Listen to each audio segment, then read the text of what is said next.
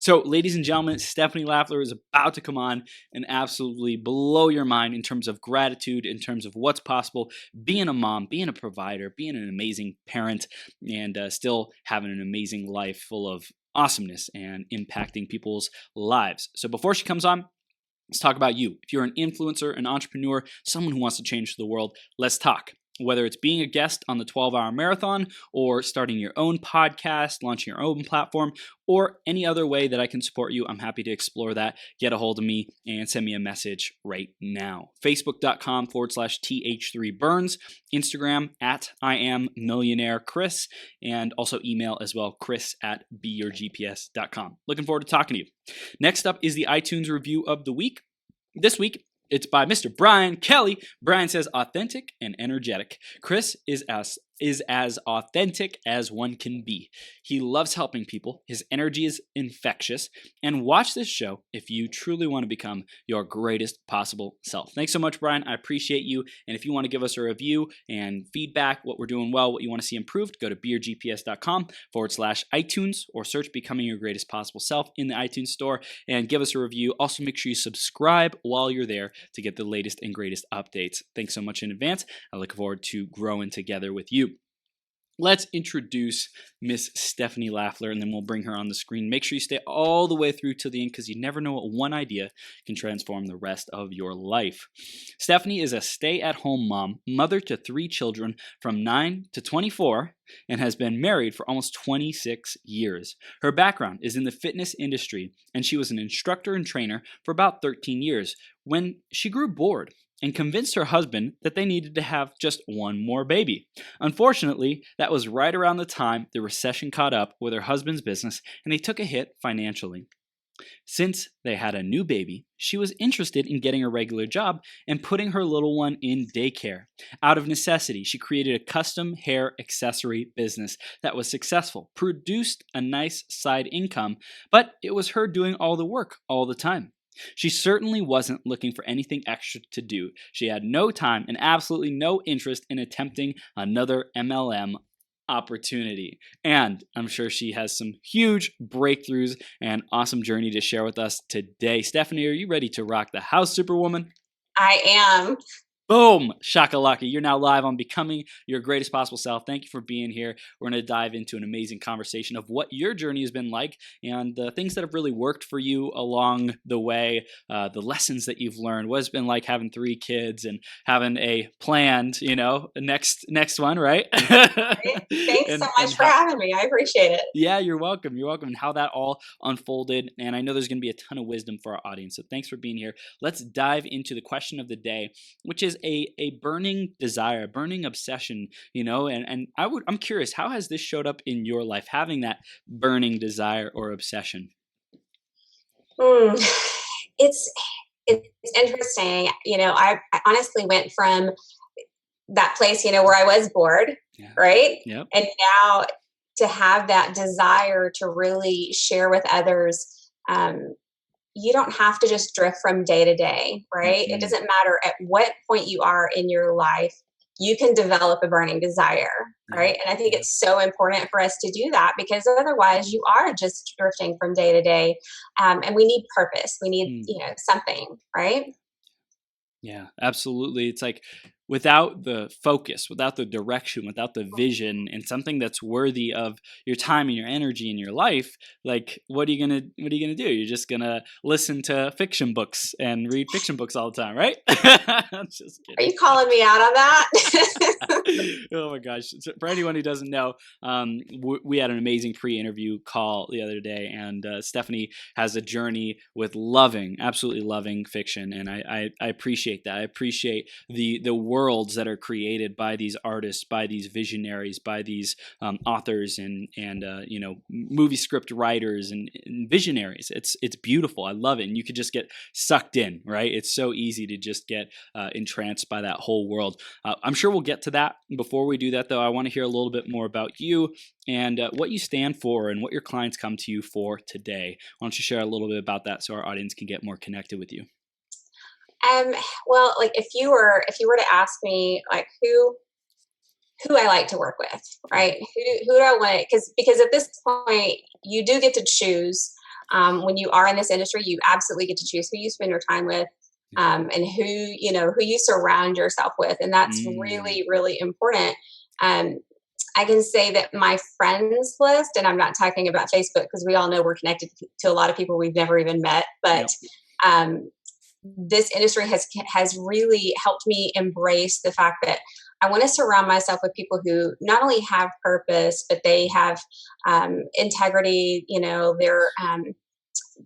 They're working towards something, and they are Mhm. not just content to sit on the couch and watch the next reality show. Because I do believe, yeah, poking fun with reality shows a little bit. I think that you do lose brain cells, when that's Yep. all you're watching, Yep. and I think it's really important to grow yourself.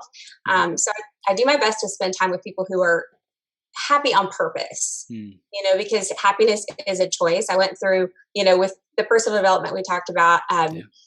I went through one of those things where you read every book on happiness, Mhm. right? Because Mhm. I'm like, it is a choice, and you can choose no matter what it is you're going through, you get to choose how you go through it. Yeah. You can't Yeah. necessarily choose the outcome, but you choose how you look at it while you're going through it. That's beautiful, and I hear that that's a core part of your leadership in how you empower your team. And when anyone's working with you, you show up as the person who responds rather than reacts, rather than someone who's a victim to the circumstances.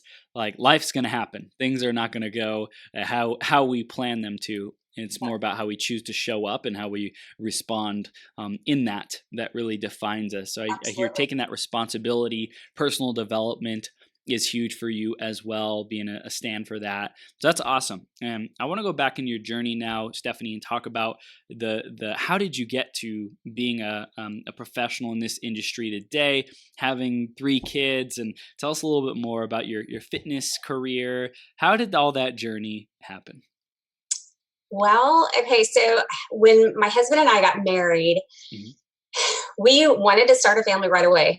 Each one of our kids was planned. We thought we were ready, which is really interesting because a lot of people are like, if you ever wait until you're ready, Hmm. and you have every single thing lined up, you'll never have children. And it's true. We were, I don't know, maybe ignorance is bliss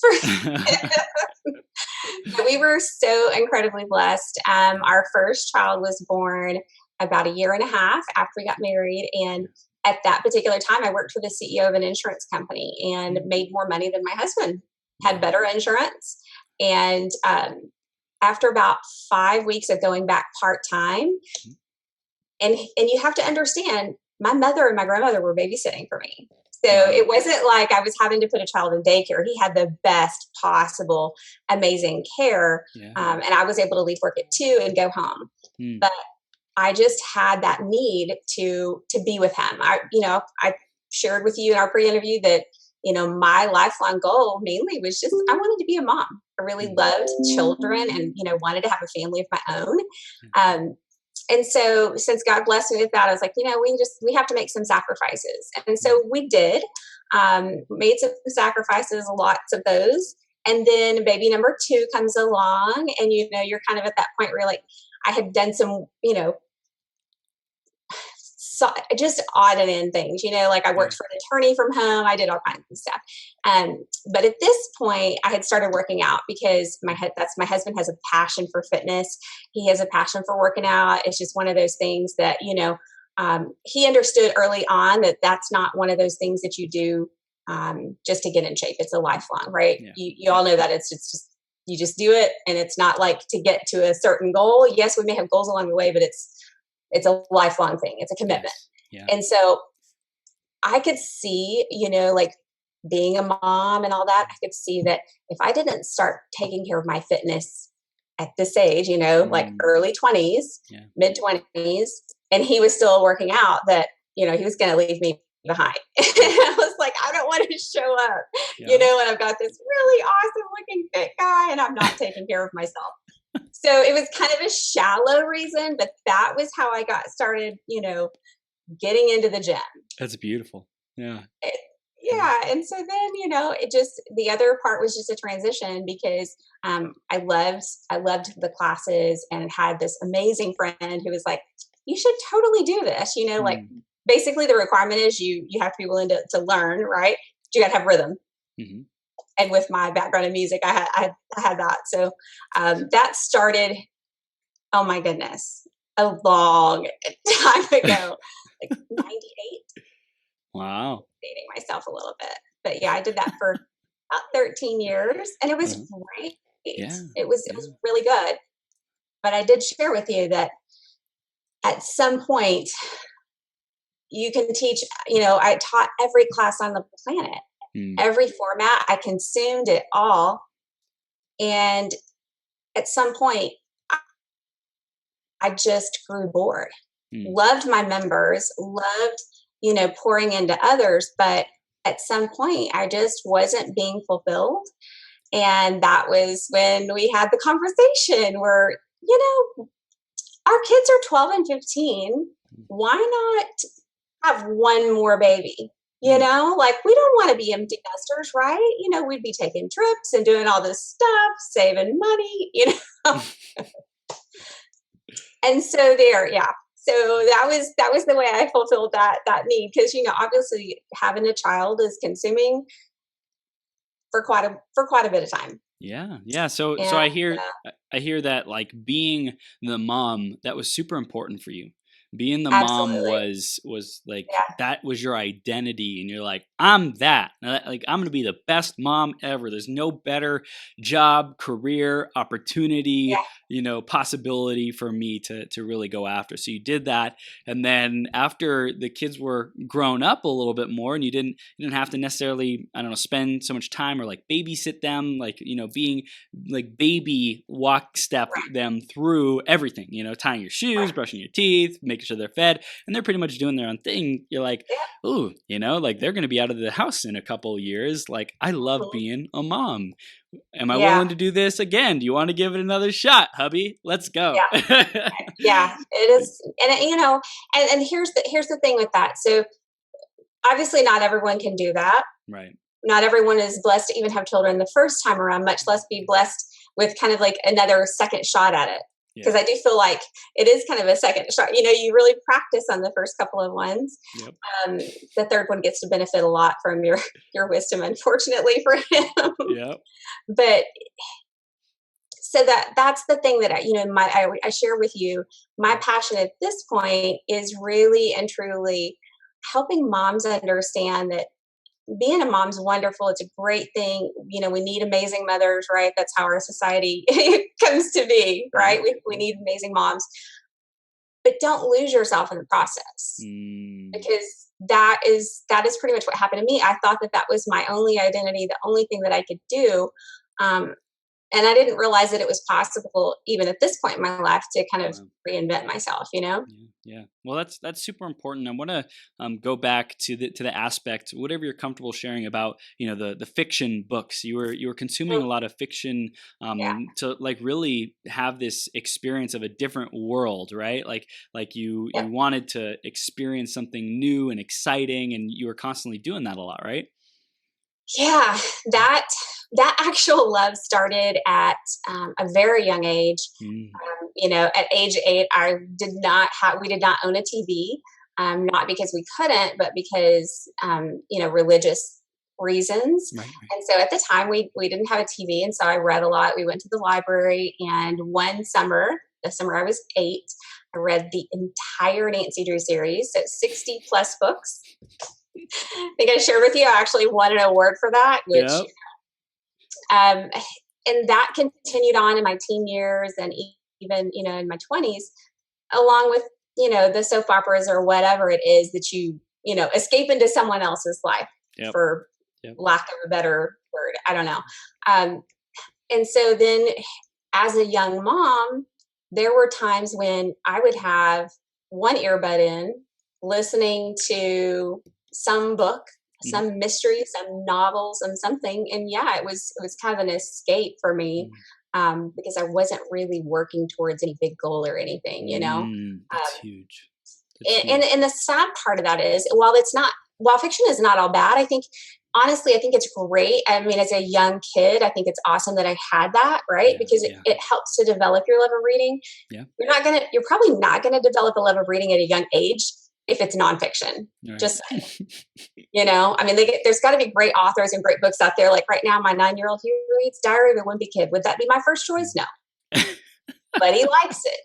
It gets, you know what I mean? And he'll Yeah. read it. And sometimes he doesn't hear the timer go off when his, reading, because he's got to earn iPad time. That's something I learned too. Got to earn. Yeah. Yep. So Yep.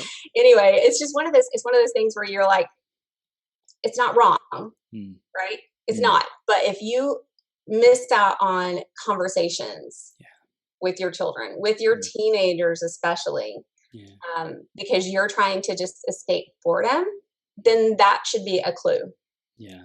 Yeah. And I love this. And I appreciate you being so real about some of the challenges of, just being a human being. Like what is your purpose? What is your mission? What are your goals?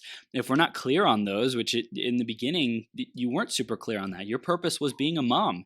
And so you were fulfilling that at a great level. And so you're now you're like, what else? What else can I do? And so these books was like, okay, I can get into these different worlds and create more fun and adventure and excitement and thrill in my life, and a sense of purposeness or growth, as in getting to the next, page or the next chapter or whatever else it might be.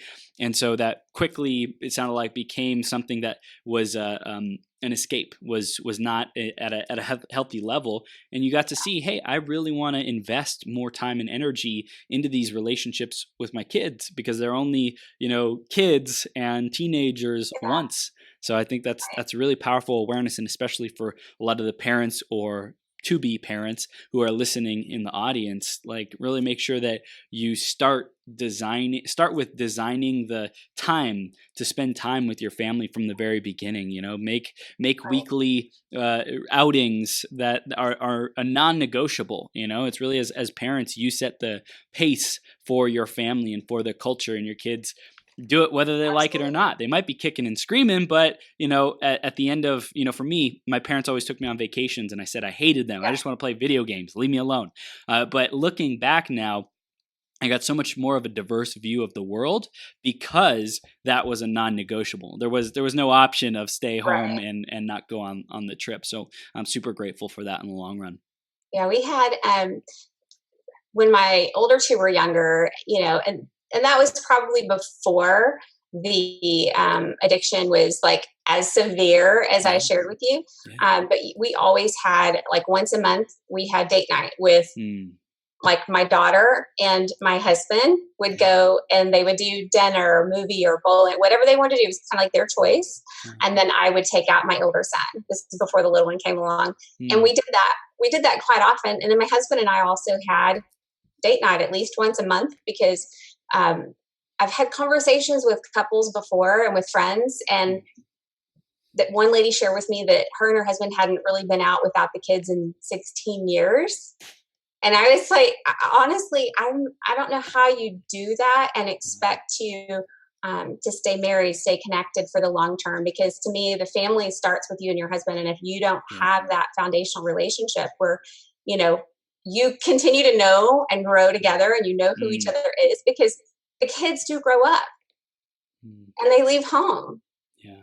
And what happens if you, kind of don't know yourself, don't know each other, and you haven't kept that closeness? So it's, that's really important, I think. Yeah. The intimacy and being able to share and communicate. And I think it's important for every single person to have their own, like, sovereignty and space where they can just, like, go get away and not, like, always have to be there, whether it's, once a month or once every 3 months or even once, like, every 6 months, whatever. Like, always put that into the schedule. And I also love how you said, find ways so that your kids can be taken care of. So as a couple, you can keep that flame ignited and do, romantic things and be free and not feel like there's the obligation of watching over your children while you're trying to have an amazing, adventurous, spontaneous, date excursion or whatever else it might be. Right. Well, and even, like for my husband and I, we've been together for 27 years, and, we, in this day and age, we're actually not very normal. But at this point, I can't imagine, I cannot imagine life without him. And I'm glad that it's that way. And I know it's not for everyone. So I do treasure that, and I feel extremely blessed. Yeah. But yeah, it's not even necessarily the spontaneous, the whatever.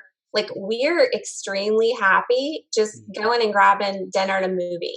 Yeah. Like it doesn't even have to be any big thing. And there's been times when, and not that you shouldn't celebrate like anniversaries or whatever. I Right. think those are important. I mean, Yeah. we hit a huge milestone, but a lot of times like family was important to us. So we were at volleyball or we Mm. were at basketball Mm.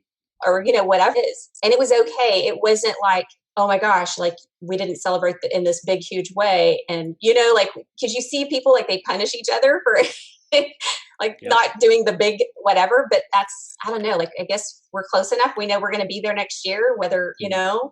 Yep. that makes sense. Yeah, yeah, it does. It does. And it's super important to treasure the little things, even if you're not able, not that you're not able to, but even if you're not on a date night, like you Yeah. can still take some time to just like say how much you appreciate your spouse or your kids or whatever else it might be. And I think something you kind of alluded to was like having a day with your kids. Each parent can go like build that relationship with the kids as well. Like it's not always Right. that both parents have to be there. Like one parent can go and do different adventures or things. Like for me, my dad, we used to always go dirt bike riding, right? Like that used to be my thing with my dad. And for my Yeah. mom, I don't really remember that much, but probably going to Sam's, going to the grocery store and like hanging out Right. with her there. That was my adventure with my mom. you know? Yeah, it is interesting because I know, like with my oldest, when we would go hang out, a lot of times we would go see a movie or and go eat, because for him, he loved eating out and trying new things. He was not like me. Like I'm like the super picky person when it comes to food, and he's the adventurous one. He's tried all kinds of things. He's even been on a mission trip to the Philippines. But Wow. because of that relationship, I wanted to share with you something that he sent to me earlier today.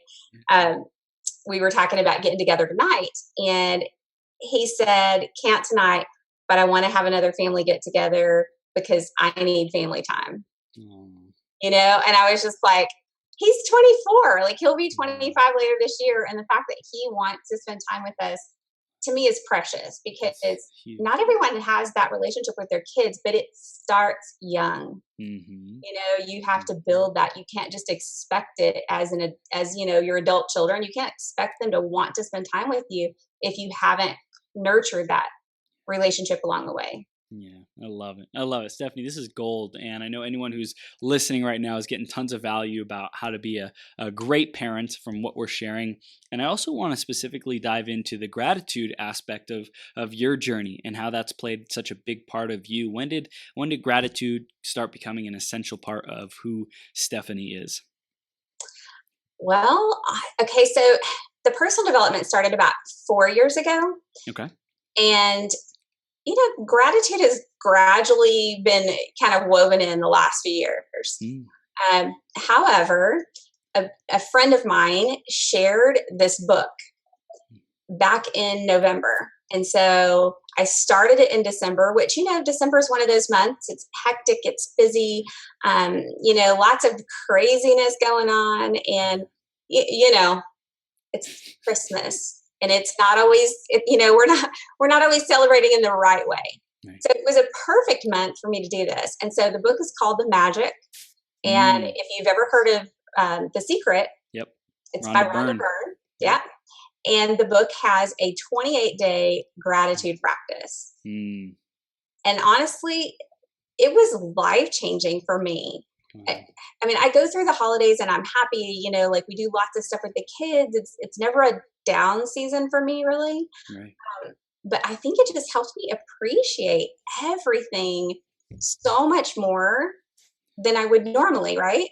Yeah. And so I began that just the daily gratitude journal. And, like half the time it's first, you're going to write down 10 things that you're grateful for, Mm-hmm. right? And it doesn't have to be big things. It's sometimes little things. It's like, she says, if you have trouble, which in this day and age, how could you not, all you have to do is look around. Oh my gosh. Okay, so we have like light, we've got electricity, we've got air, right? Yep. And I joked with one lady because we were talking about like, how do you find this many things to be grateful for? And I said, well, you know what? To be perfectly honest, I just went and got a pedicure with my daughter, And this girl right here, I'm grateful for my toenails. And Mm-hmm. that sounds funny, right? Yep. But not everyone has them. Like my daughter Mm. played volleyball, and half the time oops, sorry. So that's the reminder that we have I thought it was 4 o'clock, but I was ready. Oh my gosh. Anyway, she had all that wear and tear Yeah. on her feet. And Wow. so, just being grateful for the even smallest Yeah. things, it's so incredibly important. And Mm. then here's the interesting thing. So you start a new practice like that, right? And it's Mhm. something you're doing while reading the book. But if you don't continue, what Mm. happens? Goes Okay. away. It's like a muscle you didn't use. I think I shared with you that we started some home renovations in January. Uh-huh. Okay. I was still reading personal development, but I wasn't doing the gratitude journaling. Mm. I was finished with the book, and I was, didn't realize yet how much that was going to become a part of who I am. Mm. And so January comes, and we're physically exhausted. We're older, doing all this stuff to our Yep. house Yep. because we did a Yep. lot of it ourselves. And it was really interesting because I would find myself in this mindset that's not me. Mm. Like even without the gratitude, it was just like, what in the heck? And so I started back up in February, and I noticed just a few weeks in, I'm like, oh, this is part of who I am. Yeah. This is, Mm. like it's grown on me even more. And so now it's a part of my everyday life, whether I do it in the morning or at night, it's done at some point. And even if it's a quick 3 things you're grateful for, Yeah. whether it's something that happened during the day or the day before, I can't tell you how important and life changing that truly is.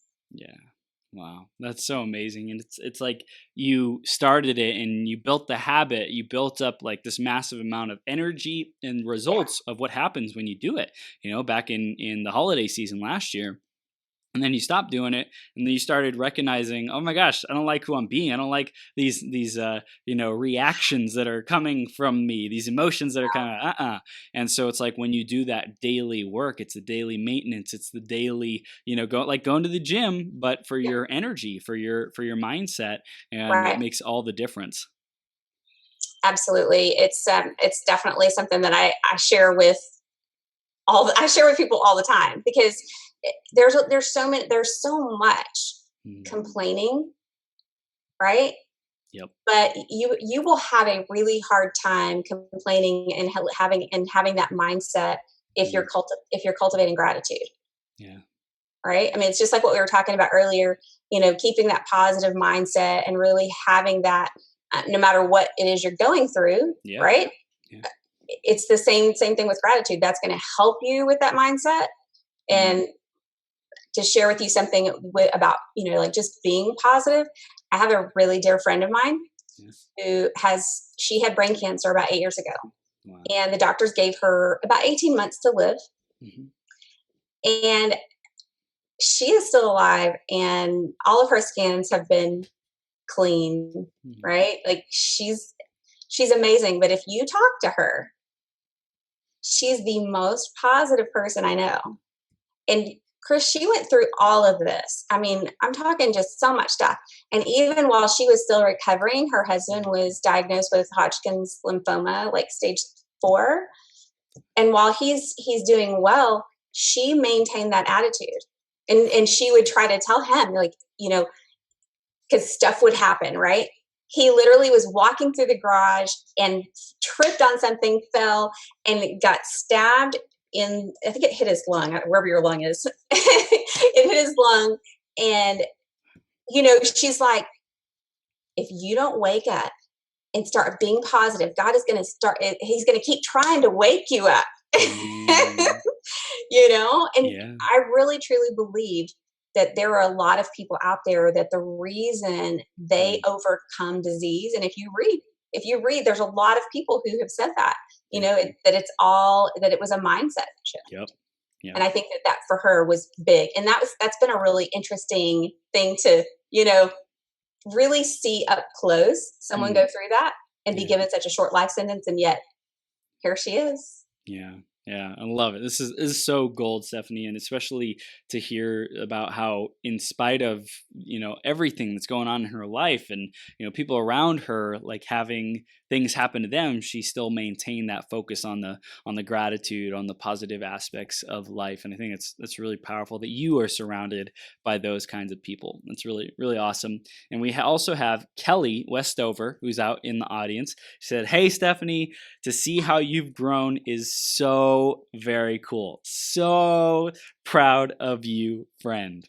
So You were gonna make me cry, girl. Oh, Kelly is definitely someone you should connect with because yes. I met her about 2 years ago, Okay. and she was a huge influence on my life at a time when I really needed it. Okay, we need to move on. Kelly. There's gold here. What is this? Oh my goodness. Well, there's something, it's not necessarily a great part of the journey that I had to go through to get to where I wanted to be. Like I feel like God puts you through things to grow you, right? But there are times when you get through to the other side. You wouldn't choose to go through that experience, Right. but you are excited for where you are and how much you've grown. But had you known previously, you would say, yeah, I'm going to take the easy road. Yep. I don't really need that much growth, do I? So she was there for me at a time in mine and in my daughter's life. She worked with teens a lot, and my daughter went through some really difficult stuff. And Kelly was there for both of us. She's absolutely amazing. And I mean, we connected because of the company that we're both involved with, but she's all the way up in Vermont. And yet we have this platform, like we're on Zoom. We have this platform where we connected pretty much weekly, sometimes daily. We talked pretty much daily. And that was priceless for me. Kelly, I love you dearly. Thank you. Beautiful. Stephanie, what do you think was a key to your success to attracting such amazing and empowering people into your life?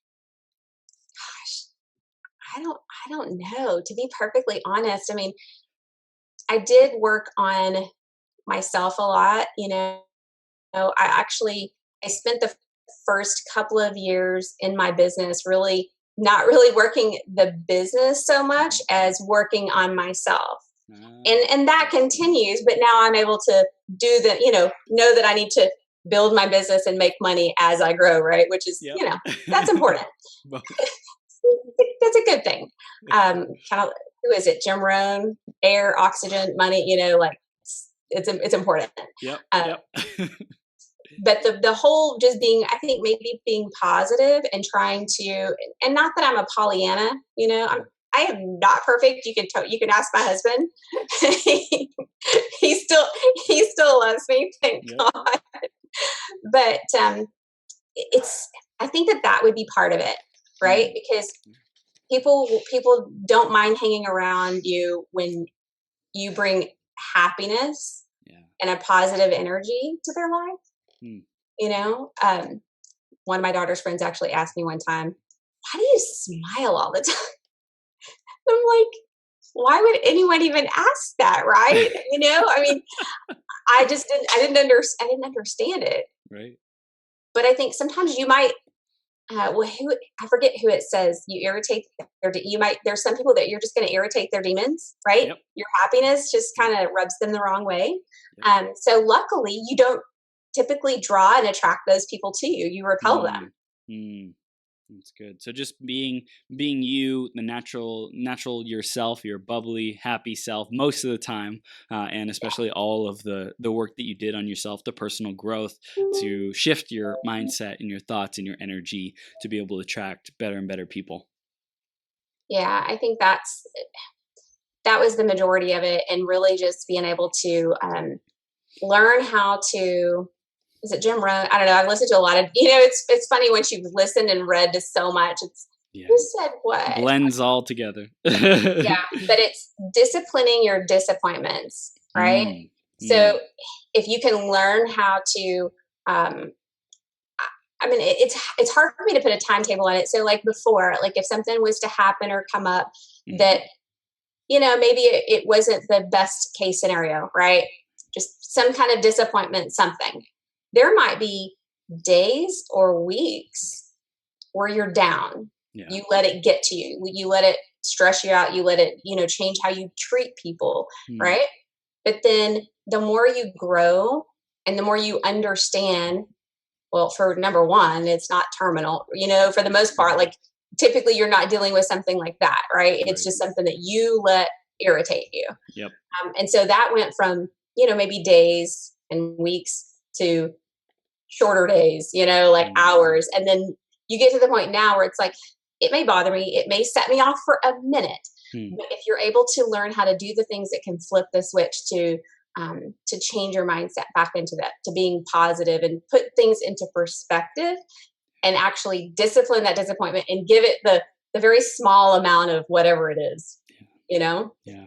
Yeah. That's gold. That's so good. And it's like how fast you're able to respond. I think we talked about that a little bit earlier. It's like Yeah. in the beginning, or if you have a challenging mindset, focusing on the negatives, the wrong things, so to speak, then it will take a while to bounce back from that. It will take a while to get your power back, to get back into a state of gratitude. But as we do it more and more, we get faster and faster and more effective at noticing, hey, that's not where I want to be. Let's get back on track. Get back on track. Discipline that disappointment so you can Yep. stay in your joy and your happiness. Yeah, and I think that's been one of the things where the gratitude journaling has Mm, really helped. yeah. You Yeah. know, it because if you're going through something and you can just put everything on pause, even if it's for 5 minutes, 3 minutes, Mm, whatever, and just sit down and write down the few things that you're grateful for, right? mm, yep. Whether it's the day before, something you're looking forward to, the fact that you have family, or I mean, honestly, you can find things to be grateful for Yes. everywhere. Yes. But if you can do that, I think that really helps you to shorten those times, Mm. like really discipline your disappointments in that way by just focusing on the gratitude. Yeah. Yeah. I want to also circle back around. We mentioned about this earlier how you didn't really have clear goals. And that was a big, like, missing thing in your life that Yeah. would later on you found out had you be more fulfilled and more, happy as you were growing towards things. Why don't you tell us a little bit more about like what you discovered and what you'd recommend to our audience around goals, around having direction and clarity on who you want to be and become? Well, I'm still working on that. Oh yeah. Um, Always. We are. yeah, at this point,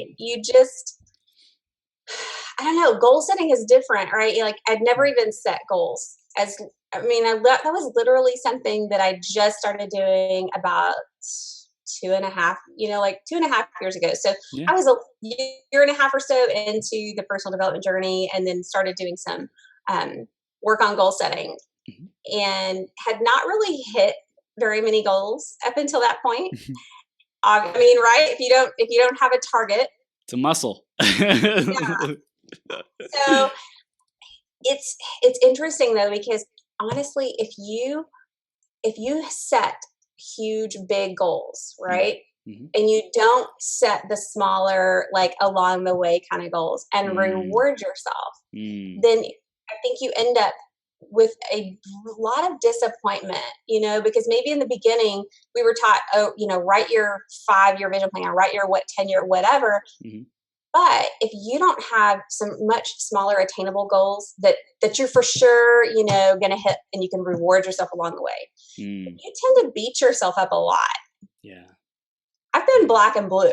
Like figuratively, but Right. it's it's a real thing. And Yeah. so now being able to know that, yeah, it's great to have that big goal. I always have really big goals, have tons of, every category of my life, right? Yep, yep.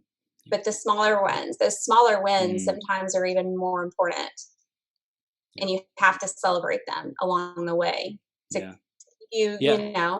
What engaged and Go Yeah, ahead. yeah, I was gonna say, I think it's easy to set a big goal that Mhm. almost is like unbelievable, and it Yeah, like stretches you out of your comfort zone. Like, oh yeah, like I'll hit $2 million in the next year. Let's go, and it's like, yeah, okay, what are you gonna do this week? you know, what yeah, what's the bridge? What's the actions that you can take this week? And yeah. then I think it's also having the compassion to set a goal that's achievable in the short term, so that we're not constantly setting these ridiculously high goals and never hitting them, and then that Right. just discourages us to not set goals and not do that stuff on our to create the strategy, to create the structure and the support of how will we get to our vision. And it's like acknowledging those baby steps. Like that's how a Absolutely. baby starts to walk. It's like every time he gets up, the parents are there encouraging, applauding, even Mhm. if it's like stumbling and it's like one step at a time. It's like just Little truck man it's total sometimes. total encouragement, you know? Yeah, yeah, it Yeah. is, and it's interesting too. So one other thing I've learned about goal Mhm. setting is so for like the industry that I'm in, you can have like a goal of, um, you know, gaining customers or Mhm. business partners or whatever, but that is not an outcome you can control. The Mm. only outcome you can control is the activity you do. So instead of Yes. just a results based goal, I've learned to set activity goals, Mm.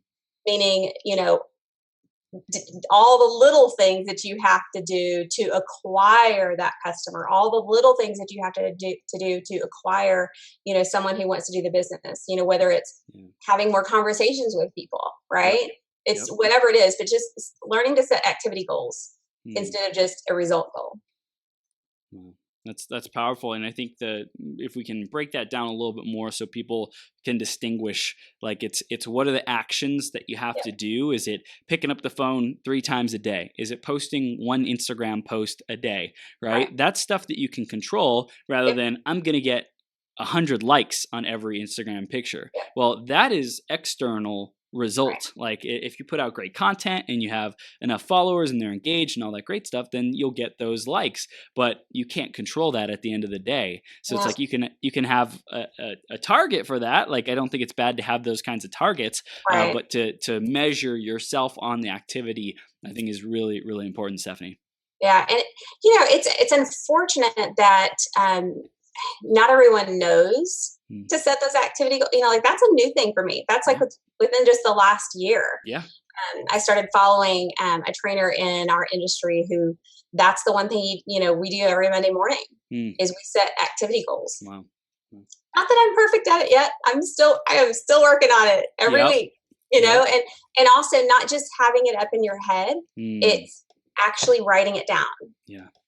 having it on your wall, having it in front of your face, wherever, so that you remember Yeah. because you can have those in your head, but if you don't physically look at it, like write it down, Mm. then I think it's harder for them to actually get accomplished. Yeah. I think anyone who doesn't write it down, you're not really serious. Like, Mm-mm. Yeah, if it doesn't exist somewhere, it doesn't exist. It's not real. yeah, It's a wish. It's a hope.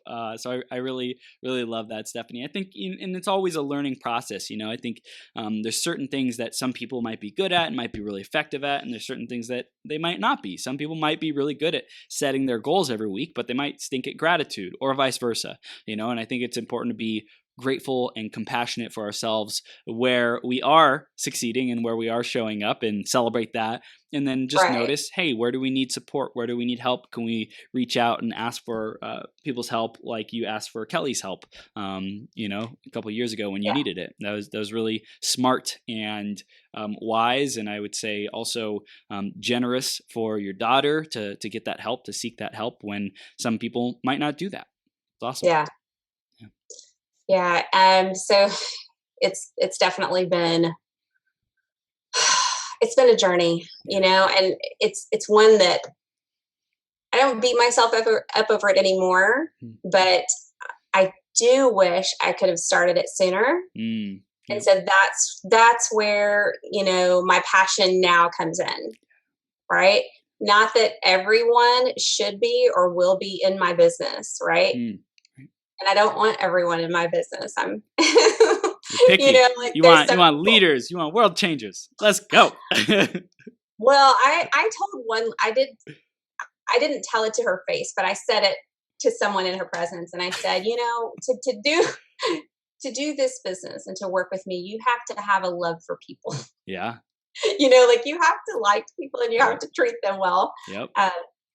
But really my passion now is for helping people start that journey. Right. And I don't consider myself a coach. I don't ever really plan to go down that road, Right. but I love to mentor people. And especially young moms. You'd be surprised, and it's really interesting. I have a lot of single moms that I do business with, and I think a lot of that is just because that's where there's a huge need, right? Yeah. And so for them, a lot of them have gone through so much struggle, just being a single mom, dealing with all of the negativity that comes from, if there's a separation or whatever, right? Right. But then they get so busy trying to build a life for their little family, right? Yeah. They're working so hard that Yeah. if they don't learn about gratitude, and they don't learn about positivity, it's going to be very difficult for them to have the happy family, whether it's a small family or large, Yeah. But that's kind of where my passion is now, is really working with a It's lot of the moms. basics. Yeah, the basics, teaching those moms, hey, how do you set goals? How do you create a purpose for yourself that's not, your purpose is your kids? Because like you said earlier, at some point they move out, They do. and even your purpose is not your spouse. Like they're a complement to it. They're a beautiful human being who you can create amazing things together. And like at the end of the day, you really get to know, what are your passions? What are your core values? What do you stand for? And I think that's really important that you're empowering, especially moms, to work on that, Stephanie. So if we could start wrapping it up with, let's say, some final takeaways of what you want people to really get because of this interview, and especially the moms out there, what would that be? Start a gratitude journal.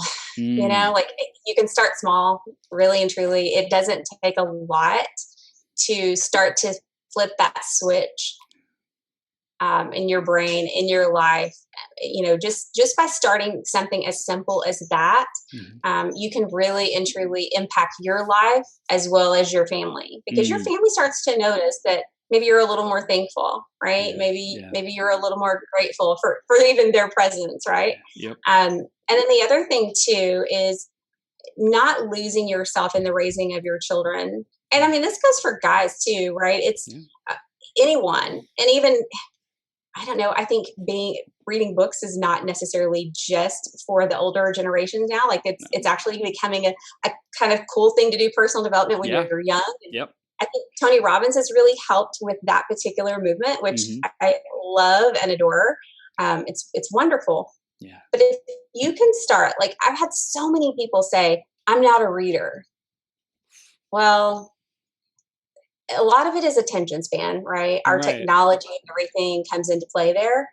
But if you can start with 10 or even 5 pages a day, right. I mean, yeah, it might mean not playing Candy Crush for a few minutes. Yep. But it's so important to do something besides that thing that isolates you from everyone else. Yeah, well, right? it's also, even if it's not reading a physical book, like let's say someone has some huge resistance, and by the way, that's typically identity level. Like, oh, I'm not someone who reads. Like that's a choice or decision that someone kind of defaulted into. It's like, okay, you don't want to read. Do you like podcasts? Do you like listening to audiobooks? Would you be willing to do that? No, I don't want to do that. Okay, would you watch YouTube videos? Yeah, I do that. Oh, okay. Start there, right? Start 5 minutes, 10 minutes a day, and we'll see what happens. Just build that habit, and one step at a time with where people are at. Yeah, absolutely. I totally agree with that, because there have been times when, like time constraints for me, it's like I want to sit down, but maybe I didn't get up quite as early for my miracle morning, to get my personal development in. And so if you ask me like what I'm reading, generally I'm going to tell you probably 3 things.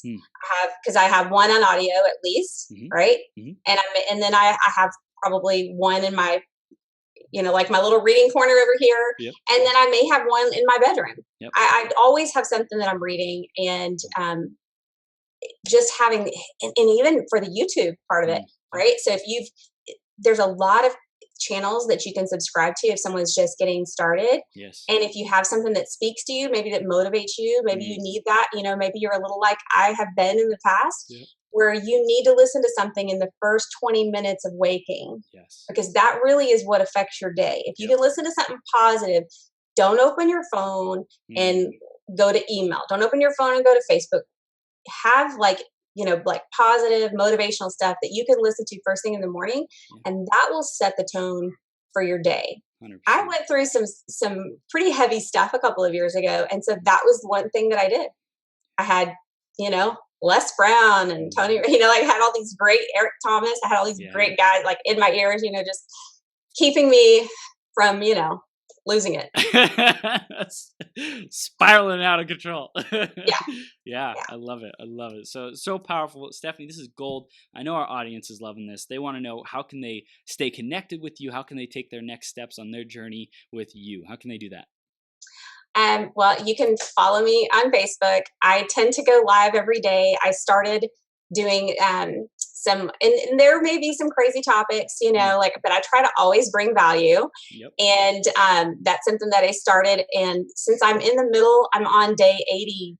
I don't know. I think day 82 of a 365-day challenge. Wow.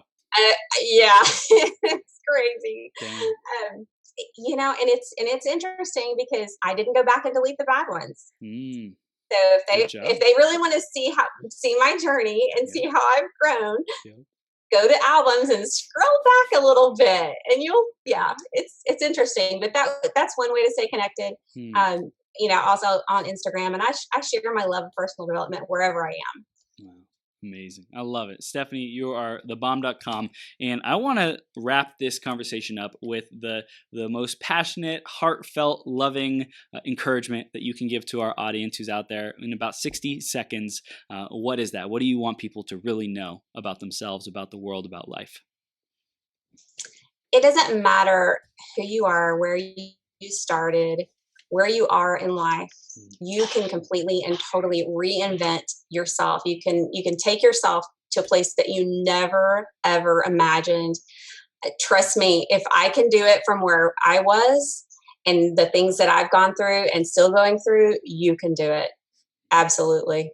Amen. Amen. Stephanie, I appreciate you, and you are an amazing human being. I'm so excited to see your growth impact all these moms and grow your business, grow your freedom, your ability to serve the world in big, big ways. So I really appreciate being on the journey with you. Thanks so much for being here. Thank you so much for having me. I'm so excited to get to know you more, and this has just been so much fun. I absolutely love your energy. You're doing such amazing stuff. Thank you. Thank you, Stephanie. I appreciate you. Likewise, if you spot it, you got it. I don't know if you've heard that, but basically if you can see other people with those emotions and characteristics and tendencies, then that means it's in you. So we definitely all got it. Yes. Smile. I love it. I love it. So have an amazing day, and we'll see you soon. Thank you.